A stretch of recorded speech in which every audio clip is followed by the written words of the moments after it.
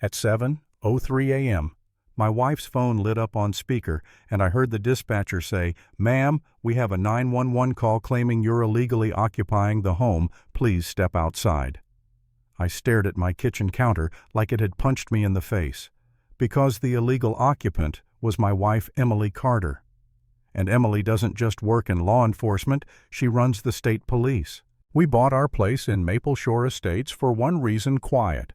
A little lake air, a small porch someplace Emily could breathe after weeks of nonstop decisions, nonstop pressure, nonstop people needing her to be unbreakable. The neighborhood looked like a postcard at first. Trim lawns, tidy mailboxes, folks waving like they're auditioning for a commercial. Then Linda Parker rolled up in a white Lexus like she owned the asphalt. Clipboard in hand, sunglasses on the whole, "I'm about to inspect your soul" posture. She didn't say hi.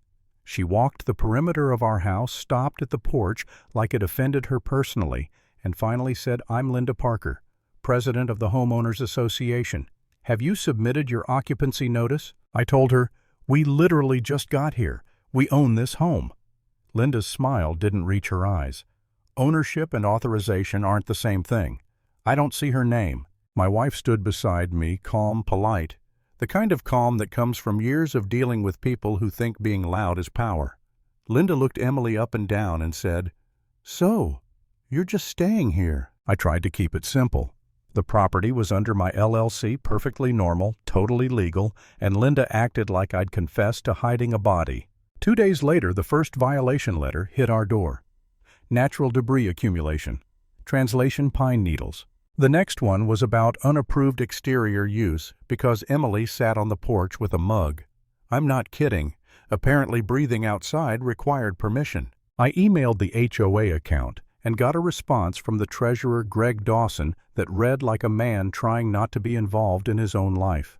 "Please refer to the guidelines. Linda will advise." And Linda did advise. She advised through threats, fees, hearings, enforcement action, and that word she loved, compliance. Then the warning got personal. A formal-looking letter, bold fonts, stamped nonsense, stating that an unregistered occupant needed to vacate within 48 hours or the Homeowners Association would contact authorities. Emily looked at it, then at me. "Don't fight her with emotion," she said. "We fight her with paper." So we started documenting. Photos of every notice, screenshots of every email, timestamps, everything, because I had a gut feeling this wasn't about rules. It was about control. The morning the 911 call came in, I felt something crack. Not dramatic, just that quiet panic when you realize someone can weaponize a system against you and sleep fine afterward. 2 patrol cars pulled up like we were running a scam. The officers were professional, but the discomfort was obvious. Nobody likes being sent to remove a woman from her own home on a vague call. Emily stepped outside, first hands visible, voice steady. "I'm Commissioner Emily Carter. Here's my ID. Here's the deed and the LLC documents.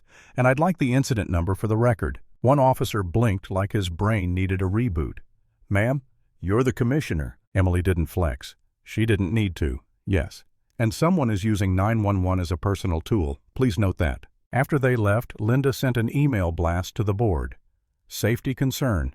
Uncooperative resident. Aggressive behavior.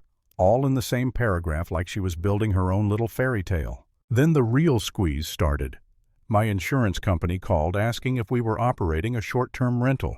The county inspector's office emailed about a noise complaint. We'd barely unpacked our plates. It wasn't one big explosion, just a steady drip meant to make you tired. And it worked for a minute. I sat at the edge of our bed that night, staring at another HOA notice, and I did the most practical kind of spiraling. Did I file the LLC paperwork wrong? Did we miss some stupid form? Did I accidentally hand Linda a technicality she could twist into a problem? Emily didn't do the dramatic pep talk thing. She just sat beside me and said, "If we made an error, we fix it.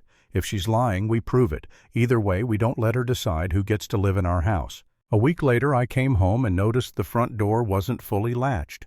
Nothing was stolen. But drawers were open. Our framed photo was flipped face down, and the little box where Emily keeps her badge stuff had been moved like someone wanted us to notice. The next morning, a drone hovered near our second-floor window close enough that I could see the camera gimbal tilt. It tracked the house like it had a job. Emily stepped outside and didn't yell. She just recorded it, calm hands, steady zoom, no shaky chaos for anyone to clip out of context. I hated that we had to live like that. Like we were suspects in our own living room. That's when Emily made the decision. Not to call in favors, not to throw weight around, just to escalate it the correct way. She filed a harassment report, then a trespass complaint, then a misuse of emergency services report referencing the 911 call, dates, times, documentation, the whole stack. 2 days after that, Linda showed up at our porch with a guy in a pressed suit carrying a folder like it was a sword. The guy introduced himself too fast, like he'd practiced the line in his car. Ethan Brooks, counsel for the Homeowners Association. Linda planted herself in the center of my steps. "You need to stop intimidating board members," she said loud enough for the neighbors to hear. "And she needs to vacate until we verify residency." I looked at Ethan's folder and said, "Is that a court order?" Ethan cleared his throat. "It's a cease and desist letter." Emily tilted her head, slightly polite but sharp. "So, not a court order?" Linda pointed at Emily like she was addressing a classroom. "You can't just show up and live wherever you want. Rules exist for a reason." Emily's voice stayed level. "Rules exist. Abuse exists too." Then Emily did something that made Linda's confidence wobble. She held up her phone and said, "Before you keep talking, whose drone is that? Because we have video of it hovering outside a bedroom window." Linda's mouth closed, then opened again. Ethan shifted his feet like he wanted to be anywhere else. Emily didn't raise her volume. "Hand me the controller," she said. "Right now." Linda tried to laugh it off, one of those fake little scoffs. "I don't know what you're talking about." Emily didn't move. She just waited. And the silence got heavy, the kind that makes guilty people start making mistakes. Linda reached into her bag and pulled out a controller like she'd been holding a hot coal. Emily turned it off, still recording, and said, "Thank you. This is evidence." That night, Linda went nuclear. She filed something emergency with the court trying to claim Emily was a threat, an unauthorized occupant, a disturbance, whatever keyword she thought would stick. She even tried to route it through a judge she assumed would play along, except that Judge Halford called Emily directly. I only heard Emily's side, but I watched her face change from irritation to something colder. She said, "Judge, I appreciate the heads up. We'll submit our documentation first thing." When she hung up, she exhaled once. "She just tried to get you and me removed from our own home with paperwork she knows is misleading," Emily said. "So now it's not a neighborhood problem. It's an integrity problem." The next morning, 2 unmarked SUVs parked across from our driveway. Not patrol cars, not neighbors. People in plain clothes with badges you don't see on TV. They introduced themselves as state investigators. Not because of Emily's title, because of Linda's pattern. They interviewed us separately. They asked about the 911 call, the notices, the drone, the break-in, the legal filing, the emails. Then they walked to Linda's house.